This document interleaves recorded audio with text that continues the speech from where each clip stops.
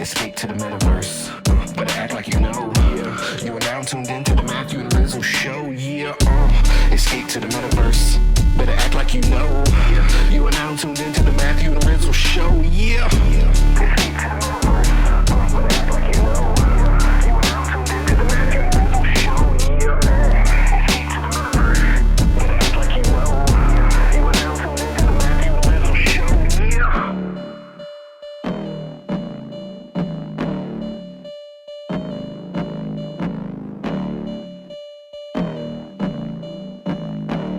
What's top of mind for you this week? What is top of mind, man? I know Paradox's drop is today. By the time this podcast goes live, that'll probably be out there. But hosted an event with him and Jordan Lytle in Monoverse yesterday talking about Code Trip, and we got Paradox talking at the WIP on Code Trip. So I'm like, fucking Paradox.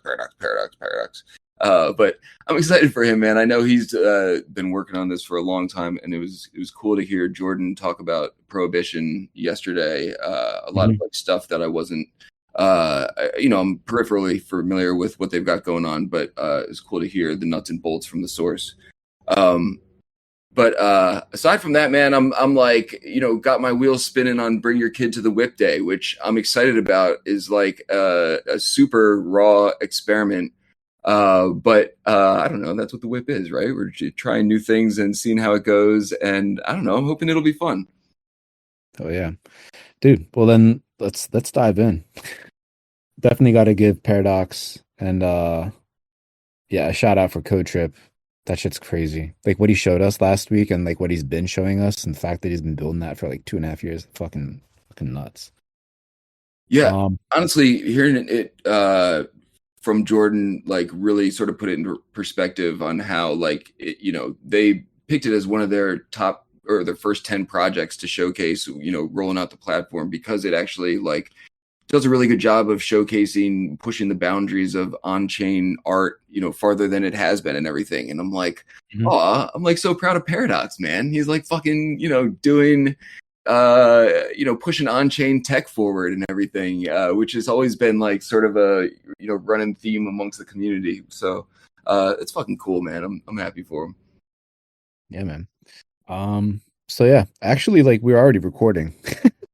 I just figured we are. I just started rambling. Welcome to the Matthew. You gave like a really cool rundown of points to touch on. So like we gave Paradox the big shout out. Make sure you check out Prohibition Art. Mint that project. It's nuts. There's so many different variations, and if you were at the WIP last week, you saw everything, or not even everything, just like a sliver of what's possible with one of these code trips.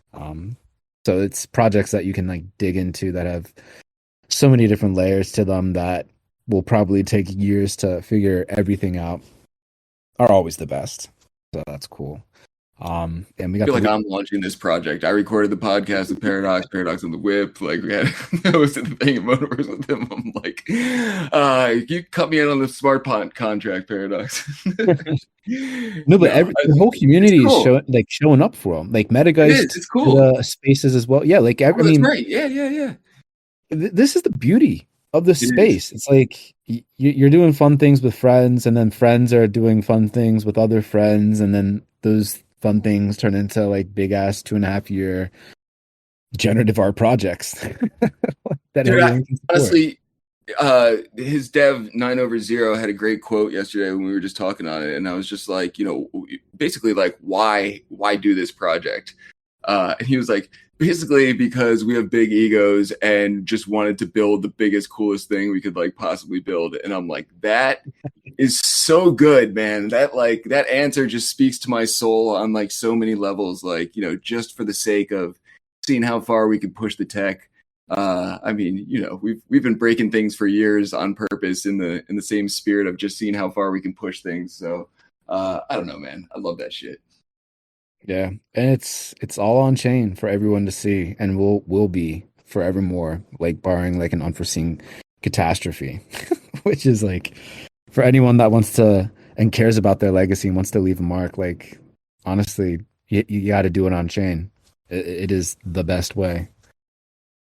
Yeah, crazy how that conversation has really been pushed into public vernacular now. I feel like for a long time. you know, it was a small group of us sort of banging that drum. Shout out Jimmy. And a host of others who, like, you know, sort of subscribe to the same like mentality, you know, yourself included, of it being like, you know, the way an NFT should be created ideally or whatever. And now it seems like it's really pushed into public conversation. I see like people who I've never even heard of talking about like fully on chain shit. And I'm like, huh, that's like sort of cool that is a concept that, you know, other people are starting to grasp onto.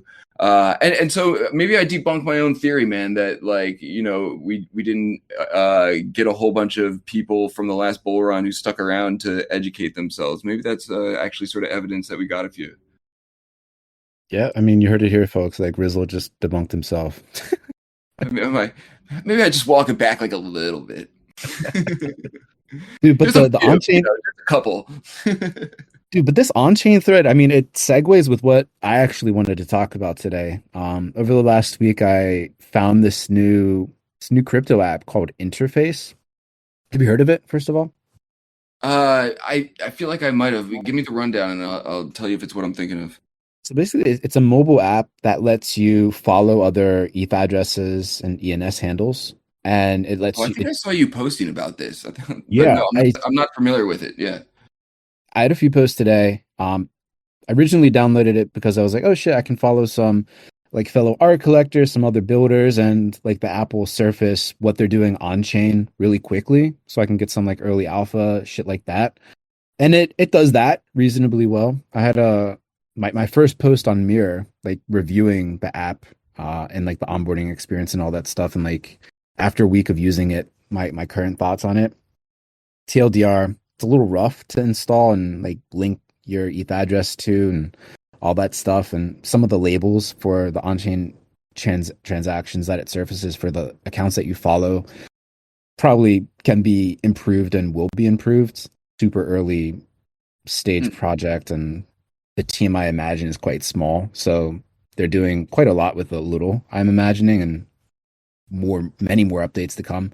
But outside of like that basic premise, what surprised me about the app was it has a tab for on-chain articles, like for people that have been publishing on Mirror. And I back in Cent days, I was like, yeah, we should put all of our posts on chain and it'll be like queryable or searchable, like, and like there could be an app that would be able to track what people publish and like maybe a better interface to show the masses like what is on chain. Interface does that. Like you go into the on-chain writing section and it has like the most popular posts on Mirror based on like people that have collected it, like interacted with the post, like the actual like on-chain proof of like what is popular. Like zoom out a little bit, man. I'm not like super familiar with Mirror, even though I've heard of it and maybe checked it out once. But help me understand the connection. Dude, crypto powered blog. So you write a blog and you post. It's an on-chain post, saved to Arweave, hashed like your ETH handle that you link with it. It's all just makes the association with the author super clear, and then folks can mint editions of your post. So it serves as like a way to collect it. People can monetize it. That's what they've done in the past. Didn't do that obviously with this review. Just want people to like read it. And also because I posted it on Mirror, it automatically gets syndication on Interface. So like I'm publishing on Mirror, which is sort of like a black hole, not the best at surfacing it to anyone. Twitter doesn't really like when you link external posts as well.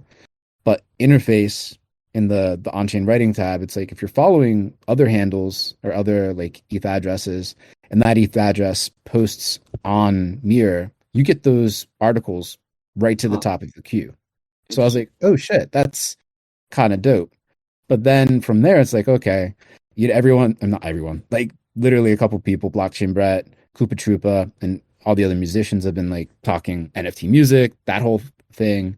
And I'm like, oh fuck, if this app added like an on-chain music tab, then actually on-chain music is easier to kind of listen to using an app like this that is bringing together all this on-chain media and content in a single interface, right? In a way that I hadn't come across before, and it's pretty elegant package. It's easy to use, simple at this point. But yeah, anyway, I've been tripping off of that over the past week. It seems like a really interesting direction or development when it comes to like crypto media or like even Web3 social, even though it's not like specifically a social app itself. Yeah, that's interesting, man. Do you need an ENS address, or can you No, use like just long form ETH address? No kidding. you can sign up with any sort of address, but like they do have some like sign up criteria. So you need to, for example, have a minimum number of transactions, like proof of humanity, that kind of thing. So they're not just getting like a whole bunch of like, they're not getting Sybil attacked, but like a million signups that from addresses that have zero history and aren't worth following, that sort of thing. Yeah, interesting. I'm not. That's fucking cool, man. I'm not sure how I feel about like people like. Not that I'm like doing anything weird, but like, you know, as somewhat of like a public figure within the space, I'm not sure how I feel about like people following my transaction history, even though I know it's like technically possible that anyone can do it whenever they want. It's not like I, you know, even try to hide my, you know, public wallet address or anything. But that's really interesting, man. I feel like we've been like really talking about what the next iteration of like Web3 social media is going to be for a really long time. And there's been like a lot of stabs at it, but no one is really, I don't know, integrated Web3 into social media, or it seems like people are sort of doing the reverse thing, like, you know, trying to make social media in a way that people have been familiar with, and then, you know, layer Web3 into it in some way. But layering social media on top of like something that already exists in Web3 is really interesting, man. If you don't mind like DMing me the link to it after we're done recording, I'd be interested in checking that out. Yeah, man, that's cool. I don't know how you get around the bot situation. I don't know how it verifies or whatever. I feel like that's inevitable no matter where you go. But it is cool to see that type of experiment being run, and the integration with Mirror makes it really interesting. I don't know, man, you got my wheels spinning with that one. I feel like so many things come out and are just slightly different variations of stuff that we've seen already, you know, repackaged and everything. So it's cool, win, lose or draw, that, you know, something different is being attempted. It's fucking cool. Yeah. And the thing that it also kind of surfaced for me, because like most of the addresses, like in order to qualify, like, and most folks in crypto have like linked an ENS handle to their crypto address at some point, right? Whether or not they resolve it, the handle to their crypto address is a different thing. But when I was going through the app and like the initial onboarding, it's like, okay, here's a bunch of like folks on interface right now. A whole bunch of the handles and the addresses, they had profile pictures. A lot of them didn't, but the ones that did, I was like, oh shit, okay, I can add a profile picture to this. Went into the settings, and then there's like a tooltip that said it's not that you upload it to the app itself, like a normal app or like a Web2 app. They're pulling everything from ENS. So I was like, what the fuck? I didn't know that you could even associate a profile picture, add a profile picture to your ENS handle. So I went over to ENS, and yeah, you can add a profile picture there, so that when you sign into other apps with ENS, and those apps are designed to support the ENS profile picture that you link with it, it automatically pulls it up. And I was like, oh shit, like portable identity for the win. Like ENS has been doing work, and they've been adding a whole lot of features and support, a lot of things that I had no idea about, and like just kicking the tires with something like interface. Like, even if it's just like surfacing the cool shit that ENS is doing, like that's a huge value add, even if that was the extent of it. But anyway, you know, I'm an ENS hater, man. I don't know. Yeah, dude, I'm the last one in the world, I think. I've never had an ENS associated with my public wallet. I don't. Yeah, man, it sort of sucks, man. I didn't get the ENS drop and everything. You know, I'm like on my own island out here using long form ETH address. I'll tell you why, man. I really don't like their subscription model. I think it's like sort of like fucked, honestly, for like Web3, and I feel like, and that's always been like my sticking point. I'm like, this isn't Web3. And now it sort of sucks because like so many people are building on top of ENS, but like so many people have also gotten screwed by their subscription model, which is just like so like antiquated and everything. And just to continue playing the other side of the fence for the other people out there who might also be haters. I don't like that it doxes you when you purchase something, say, for OpenSea history or whatever, for example. Like, I like it as someone who has like launched projects and put some art out there that I can see very easily who has collected my shit, because their ENS is like automatically pop up. But also, I don't want that to happen for me. I want to like incognito buy some shit without anyone having any idea what I'm doing. And if they're like tracking me really closely, then fine. But I'm like, dude, ENS is fucking like, out there doxing everybody, like, and like now accepting profile pictures. I'm like, I don't know, man. I mean, I think honestly, it being layered on top of the app in the way you're talking about and sort of like tying all these things together on the blockchain is really cool and interesting. But I'm going to stick with my long form ETH address so that nobody can find me on the social media app for now. Yeah, I mean, that's sort of understandable, but like you can have multiple wallets for multiple things. Like you don't have to always link everything to a single address. I think a lot of folks, especially as they get more notoriety, they do that. But like, hold on, let unpack the reason why you hate it more. Because the subscription model folks have been burned. Like how they've been burned? Like they just forgot that they needed to re-up or something like that. Yeah, and, like, but it's more. Yeah, and that happens periodically, and people's wallets also get drained periodically. People make mistakes, and so that part of that is like human error. Part of me just feels like if this is a Web3 product that we're embracing, like a subscription model just has like no business being here. It should just be like tied to whatever ETH address purchased it. And like, that's the end of the story. Like, you buy your Decentraland name, you buy your CryptoVoxels name, you buy your ENS address, and that's it. Like the subscription model is like bullshit way for them to like just continue to generate funds like Web2 style. That's my soapbox story. Yeah, I sort of like it as like a forced way to have secondary sales. You know what I mean? Like, and like funnel royalties back to them. Because like it's a solid project. They've been building for years and years and years. And I don't know, like I want to support that. Like I'm not going to go out and continue to mint a million different ENS handles just to, support them. Like that doesn't make sense to me. I'd rather do this and continue to re-up. And you can extend your shit for so long.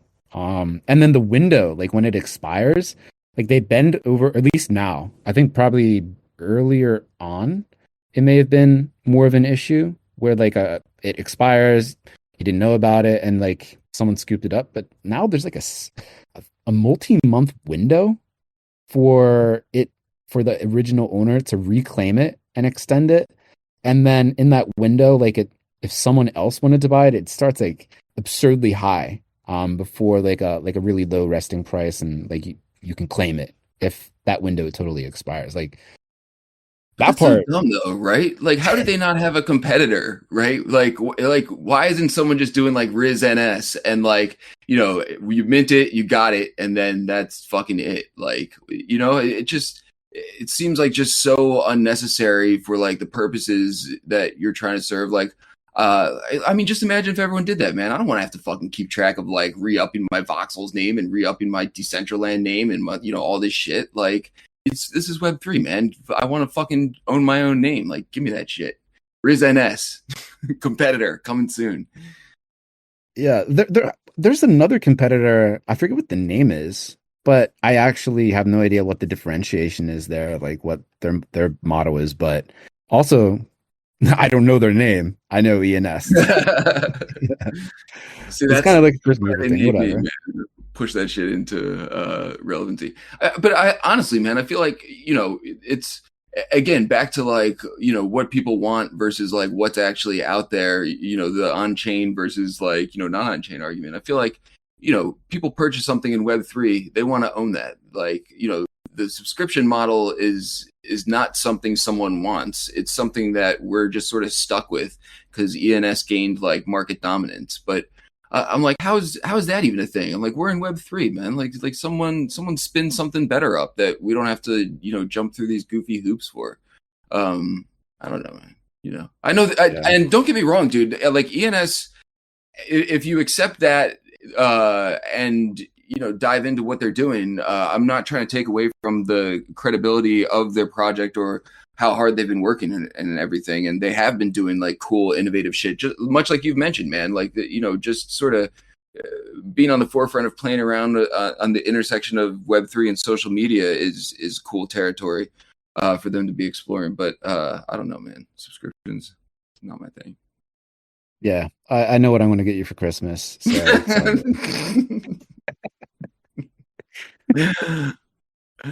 I might have. I think I have a couple that people sent me somewhere as like a joke or something like that. What do you do, man? And also for folks that like have a handle they want to hold on to, like send that shit to like a safe, formerly known as Gnosis Safe. Multi-sig the shit out of that, and then you can set it to resolve to like a hot wallet. So like if the hot wallet is ever compromised, you still have your ENS handle that you can then swap to another, resolve to another address. Like it's powerful in that way. Anyway, that's the last we have to talk about ENS this week. Yeah, I don't know. It's got on a tangent there, but I don't know. I think they need a competitor. Just putting that out there. But not taking away again, man. It's I'm glad to see like people still experimenting, talking about Paradox's thing, talking about this social media nascent app, which is I don't know what you're talking about. Sort of just gives me flashbacks of like old Scent. That was like so janky and like nascent back in the day, but it was an interesting nuance on the tech that was a different play on things, and this sort of sounds similar to that in that way. We should also talk about Bring Your Kid to the WIP Day now that we're talking about experiments in Web3 and everything, something we've never attempted before, but I don't know whose concept was this. Was this Johan's concept? I forget who came up with this. Dude, it was all of ours. Like for everyone listening, like because like Rizzle and I, we partner with Johan and the whole meme team. Every week, every Tuesday, we jump on a call together and talk about like what's coming for the next WIP, but also like we zoom out a little more and talk about like ways to have like quote unquote super special WIPs from time to time. And I forget who said what to begin with, but someone was talking about kids and the WIP, and then I was just like, yo, let's have a Bring Your Kid to the WIP Day. And everyone's like, fuck yeah. That was like a couple months ago. And we got it on the books. Yeah, and it's happening Thursday. Like we have all the pieces in place. We got some cool speakers. We have some kids that of their own, like not random kids off the street, that they're gonna be they're invited too, I suppose. I guess. That are gonna bring to the WIP and talk about the multi-generational aspect of crypto. How like, yeah, parents are doing their thing here, but kids, like they're savvy, obviously, with the interwebs and tech and shit like that. And they're going to be talking about what they're doing and all that good stuff. All the while we're like going into CV, and shout out to Josh at Crypto Voxels, aka Voxels, that hooked us up with some plots that they turned on the sandbox feature with. So like everyone that attends the WIP, whatever generation they're from, old, young, whatever, they can build something together, and we'll see what they build at the end of the show. Probably a mess is what I'm predicting, but it'll be a fun mess in the spirit of experimentation. Yeah, man, it's interesting. I'm bringing my kids plural, if I can wrangle them both, as well. It's cool that a lot of us who've been around for a while, we're sort of raising kids adjacent to Web3 and have been for years now. So it is interesting to both hear the perspective, I think, of the parents who, are exposing their kids to, this new form of technology on a regular basis, but also, some people's kids are involved themselves. And I don't know, I think this will be a cool one and something we should like consider, running back in the future, because, your kid is young, but really going to come up in Web3, from jump. And it's cool to start weaving in, I think, like the next generation of builders and creators who have time to think about this and dive into this in like a totally creative way from like a different vantage point. And that being a kid, I know I've told you some stories about like playing Minecraft with my son, and like he knows enough about what we're doing in crypto and NFTs and the metaverse to be able to like draw some comparisons, and it's just sort of fascinating to get their take on it. So trying to wrangle a few people's kids specifically who we know will participate or who may potentially hop on the mic, but also we have Steady lined up from Steady Breaks towards the end to talk about his internship program, which is literally giving young creators and builders opportunities to build in the metaverse. One of which is I'm going to goof up the name. It's like CWUTTER. I forget what his name is on Twitter. But one of his interns, man, has been building this Rizzle Fest parcel in Substrata. And I'm like, this is so cool, man. This kid's trying to make a name for himself, is, got this internship, is building this awesome thing for me, which is dope. But also like something that Steady was aware of would tap into a community of people, so people who are at Rizzle Fest will appreciate it, and this kid's going to get like some credibility for building something dope and being able to show it off to people who appreciate it. So I'm like, Steady's doing a lot of cool shit in terms of like genuinely trying to onboard the next generation of kids with like good intentions and building skills that they can use to continue building out the metaverse, alongside of us and everything. So I don't know, man. Hopefully it will be like an amazing inspirational WIP where like tons of kids show up and have like great insights, but it could be like a total clusterfuck and just like a mess of a build in crypto voxels and like kids screaming in the background. Anything could happen. But we will have a dope giveaway from Fabiano and Patricia, as always, on top of this. And hearing from Paradox as well, post drop, I believe. Hell yeah. Oh, no, that was last week. Are we done with Paradox finally? I think we're done with Paradox. We're never done with Paradox. Okay, we'll get an update from him before he kicks the video out. Yeah. No, I'm excited for it. This is like, dude, we do so many fucking experiments. And for this to be like the first experiment of this kind that we've done, it's always cool. To be first in doing something like that. And it's something that I haven't really seen anyone else lean into. But literally Steady with the internship is definitely a front runner. But the only other individual I know that's come close to something like this is Moderats, the collector, who literally has the largest collection of like children's art in the entire universe. They have been collecting the art, especially from a lot of like crypto artists today. They're children that have been minting online, and that's like the only like closest parallel to something like this. Obviously, this is not that, but excited to shine a light on the youth coming up in the metaverse and all that good stuff.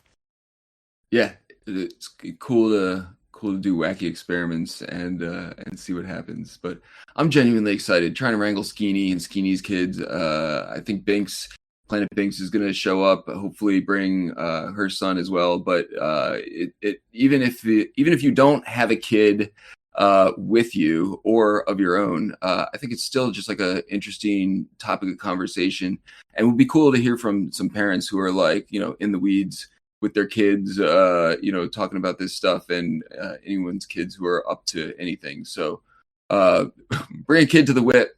Don't bring a random one off the street unless it's yours, but you can encourage them to go on their own. Boom. Mic drop. Yeah, man. I mean, that's it. I think we covered everything so far this week. I'm stoked for the WIP. We got try to not curse that much. I'm gonna like, huh? I said we're gonna try not curse that much. Make it like kid friendly with like, the idea that there's some young ears in the audience. So like, I can try and rein it in. I actually, I'm gonna hit up Show because obviously, you know, Show does his thing with no restraints and everything, which I love dearly and wholeheartedly encourage. However, since this is Bring Your Kid to the WIP Day, we should probably either put some disclaimer to put your hands over your kid's ears, or earmuffs. Well, maybe that's the call. Or like, you know, maybe we just pitch it to Show, and he wants to do some sort of like kid-friendly afties. I have no idea what that would be like. It almost seems like an oxymoron, but I don't know. This will be a fun one, no matter what happens. So come out Thursday. Hell yeah. Boom. Well, we'll get this out for the listening party today. Shout out Foxy Yoga. Also shout out Dragonite, who always super timely is able to edit all of these and like get all the tags that of the folks that we mentioned in here. But yeah, man. Oh yeah. Sounds good, man. See you at the WIP tomorrow, brother. Peace.